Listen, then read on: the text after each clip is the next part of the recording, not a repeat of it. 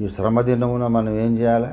కృంగిపోకుండా ధైర్యము తెచ్చుకొని ఇంకో పని ఏం చేయాలంటే, నశించడానికి నాశనమునకు జోగుటకు సిద్ధముగా, నాశనమందు పడుటకు సిద్ధముగా ఉండి జోగుచున్న వారిని నీవు రక్షించాల. ఎంత ఎక్కువ శ్రమలు వస్తే మనం అంత ఎక్కువ సువార్త ప్రకటించాలి. నాశనానికి పోవడానికి జోగుతున్నాడంట వాడిని ఎలా రక్షిస్తాము? సువార్త చెప్పడం ద్వారా.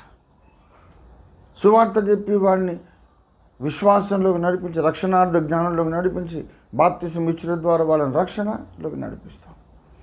ఎంత శ్రమలు వస్తే అంత ఎక్కువ సువార్త చెప్పాలి, అంత ఎక్కువ మంచి పనులు చేయాలి.